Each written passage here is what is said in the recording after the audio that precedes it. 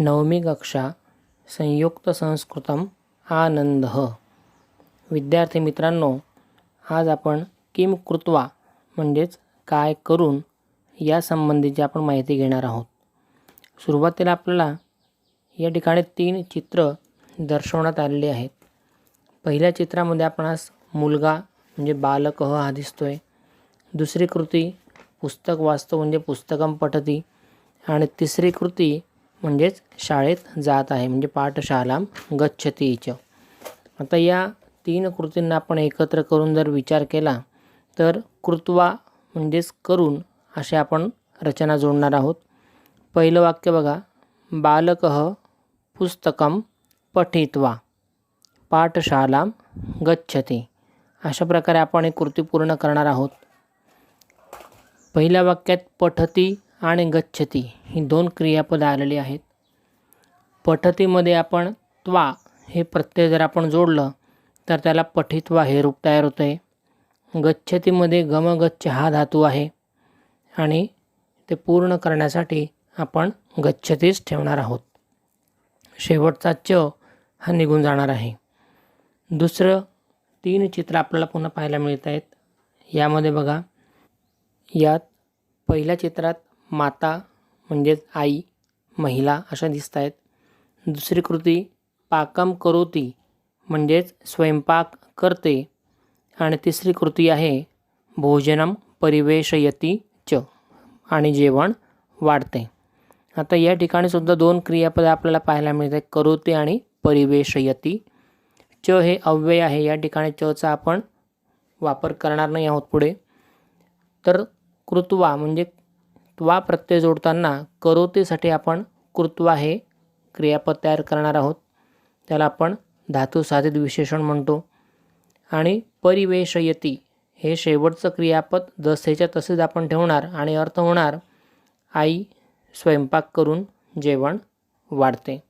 आता आपल्याला खाली चौकोनात पिवळ्या बॉक्समध्ये त्यांनी दिलेले पठित्वा कृत्वा इत्येतानि पूर्वकालवाचकत्वांत अव्ययानी। आता पठित्वा आणि कृत्वा ही जी 2 वाक्य आपण पाहिले याच्यामध्ये शेवटी त्वा जोडलेला आहे आणि यांनाच आपण पूर्वकालवाचक त्वांत अव्यय असे म्हणतो। परीक्षेतही आपल्याला त्वांत अव्ययम चिनुत योजयत किंवा पूर्वकालवाचकम चिनुत पूर्वकालवाचकम योजयत असा प्रश्न विचारला जात असतो। आता पुढचं चित्र पाहूया आपण। यामध्ये आपल्याला अद्वैत दिसतोय। तो अद्वैत दुसऱ्या चित्रात झाडावर चढत आहे आणि तिसऱ्या चित्रात तो बसलेला आहे। वाक्यरचना पाहूया आपण। अद्वैतः दुसऱ्या चित्रात वृक्षम आरोहती आणि तिसऱ्या चित्रात उपविशती च। आता या ठिकाणी पण 2 क्रियापद आपल्याला पाहायला मिळत आहेत, परंतु मधल्या क्रियापदात आरोहती यामध्ये आ हा उपसर्ग जोडलेला आहे, म्हणून त्या उपसर्गासहित येणारं क्रियापद हे आपण वेगळ्या पद्धतीने मांडणार आहोत। वाक्य अशा पद्धतीने बनेल, अद्वैतः वृक्षम आरुह्य उपविशती। यात पण शेवटचा च निघून जाईल। पुढचं चित्र पाहूया आपण। वृद्धा देवम प्रार्थयते आणि तिसरं चित्र आहे निद्राम करोती च म्हणजेच म्हातारी दुसऱ्या चित्रात वंदन करते, नमस्कार करते, प्रार्थना करते आणि तिसऱ्या चित्रामध्ये झोपून जाते किंवा झोपते। आता या ठिकाणी पण बघा 2 क्रियापदं आपल्याला पाहायला मिळत आहेत, प्रार्थयते आणि करोती। तर प्रार्थयतेमध्ये सुद्धा आपण या ठिकाणी क्रियापदात बदल करणार आहोत।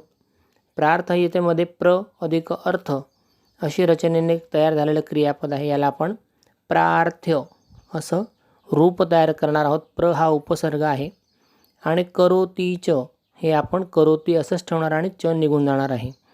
यातही आपल्याला विशेष एक लक्षात घ्यावं लागेल की मधलं जे क्रियापद आहे या क्रियापदात तुम्हाला उपसर्ग जोडलेला असतो आणि उपसर्गासहित येणारं वाक्य म्हणजेच लेबंत रूप असतं। तीच माहिती आपल्याला खाली त्यांनी दिलेली आहे। आरुह्य प्रार्थ्य इत्येतानि पूर्वकालवाचक लेबंत अव्ययानी म्हणजेच शेवटी य हा ज्या शब्दाला जोडला जाईल ते अव्यय म्हणजेच पूर्वकालवाचक लेबंत अव्यय असे आपण म्हणणार आहोत। यानंतर दीर्घ वाक्य आहे। शुभदा आपणं गच्छति, धनं ददाति, पुस्तकं आनयति, पठति च. या चित्रात आपल्याला एकूण 4 कृती होताना दिसत आहेत, ज्यामध्ये पहिली कृती आहे आपणं गच्छति, दुकानात जाते. दुसरी कृती धनं ददाति, पैसे देते. तिसरी कृती पुस्तकं आनयति, पुस्तक आणते. आणि चौथी कृती आहे आणि वाचते. चचा अर्थ आणि असा आहे. यामध्ये आपण त्वांत अव्यय करत असताना गच्छति, ददाति यासाठी आपण गत्वा, दत्वा असे आपण वापरू. आणि आनयति ज्यात आ हा उपसर्ग लागला त्याला आपण लेबंतरूप करणार आहोत. आनीय असे आपण करणार आहोत. वाक्य पाहूया. शुभदा आपणं गत्वा, धनं दत्वा, पुस्तकं आनीय, पठति. या 5ही होणाऱ्या गोष्टींमध्ये कर्ता हा एकच आहे, शुभदा. हे आपण लक्षात घेणं महत्त्वाचं आहे.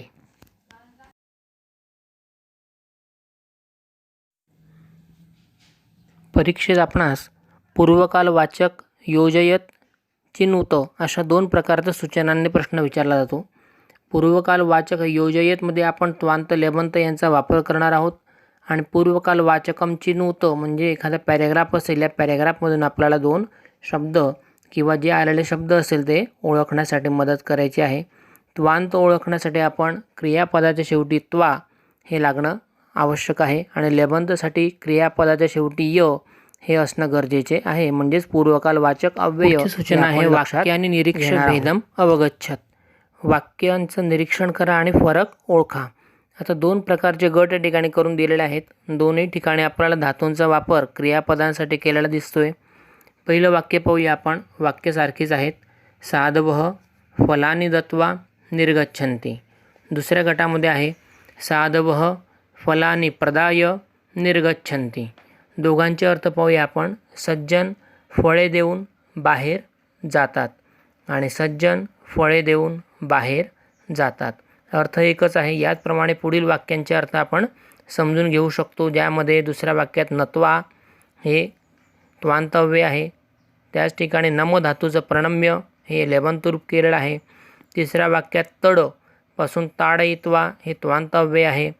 त्याचं तडपासून सम हा उपसर्ग लावून संताड्य हे लेबंतरूप बनवले आहे. चौथ्या वाक्यात हनपासून किंवा रू धातूपासून आपण ऋत्वा हे बनवलेले आहे. आणि या रू धातूलाच अप हे उपसर्ग लावले तर अपहृत्य असं लेबंतरूप बनणार आहे. 4ही वाक्य आपण पुस्तकात वाचन करू शकतो. अधिक सराव म्हणून आपल्याला मेलनम कुरुत या ठिकाणी जोडायला हवा दिलेला आहे. खादती हे आपण लट लकाराचं क्रियापद आहे, त्यालाच आपण त्वा प्रत्यय जोडला तर खादित्वा ही जोडी लागू शकते. पिबती लट लकार म्हणजे वर्तमान काळ आहे, त्यालाच याची जोडी पित्वा या पद्धतीने होणार. सम्मिलती सम हा उपसर्ग लावलेला आहे, त्याला उपसर्ग लावल्यामुळे लेबंतरूप सम्मिल्य अशी जोडी बनणार. स्मरती लट लकार म्हणजे वर्तमान काळ आहे, याला स्मृत्वा अशी जोडी बनणार. आणि प्राप्नोती प्र हा उपसर्ग लावल्यामुळेच या ठिकाणी प्राप्य अशी ही जोडी तयार होणार आहे. क्रियापदाच्या शेवटी य लागल्यास लेबंतरूप ओळखायचं आणि त्वा लागल्यास त्वांतरूप ओळखायचं आहे. तोच भाग त्यांनी पुन्हा आपल्याला दिलेला गणद्वये लिखत. पुढचा प्रश्न, ज्यामध्ये 2 गट आपल्याला करायचे आहेत. गणद्वये म्हणजे 2 गट, ज्यात त्वांतचा एक गट बनवणार, लेबंत त्याचा एक गट बनवणार. त्वांत म्हणजे क्रियापदाच्या शेवटी त्वा लावून आलेली वाक्य आपण एका गटात घेणार आणि लेबंत म्हणजे ज्याला शेवटी य लागलेला आहे अशी ही वाक्य दुसऱ्या गटात घेणार. ज्यासाठी आपण सराव म्हणून हे 2 गट घरी पण अभ्यासात घेऊ शकतोय. त्वांतमध्ये उक्त्वा, पूजयित्वा असे आपण घेऊ शकतो आणि लेबंतमध्ये संपद्य, संनृत्य असे आपण वाक्य शोधून 2 गटात मांडायचे आहे. पुढचं तिसरा प्रश्न आहे पूर्वकालवाचकयोः उपयोगं कृत्वा दीर्घं वाक्यं कुरुत. यात पण आपल्याला 3 कृती दिसत आहेत, ज्यामध्ये दीर्घ वाक्य बनवायचं आहे. पहिलं वाक्य मर्कटः वृक्षात या ठिकाणी कृती आपल्याला मांडायची आहे. अवतीर्य म्हणजे उतरण्याची कृती आहे. पेटिकाम दुसऱ्या कृतीमध्ये आपण उद्घाट्य हे आपण घेणार आहोत. आणि तिसऱ्या याच्यात टोपिकाम मस्तके या ठिकाणी आपण निष्कास्य अगोदर क्रियापद जोडणार आहोत. आणि धारयित्वा वृक्षम आरोहती अशी कृती बनणार आहे. आणि वाक्य पूर्ण पाहूया आपण. मर्कटः वृक्षात अवतीर्य, पेटिकाम उद्घाट्य, टोपिकां निष्कास्य मस्तके धारयित्वा वृक्षम आरोहति. अशा प्रकारे ही कृती आपण पूर्ण करणार आहोत. परीक्षेत आपल्याला दीर्घ वाक्यासाठी कंसात काही शब्द धातू लिहून येतात, त्यांचे आपण योग्य वापर करणार आहोत. उपसर्ग असल्यास आपण लेबंतरूप बनवायचं आहे. उपसर्ग नसल्यास आपण त्या ठिकाणी त्वांतरूप बनवायचं आहे. उपसर्गाचा अभ्यास इयत्ता 8वी मध्ये आपण केलेला आहेच. यानंतर पुढचा भाग आहे किम कर्तुम, काय करण्यासाठी. यामध्ये आपल्याला 3 प्रकारचे चित्र दाखवलेले आहेत.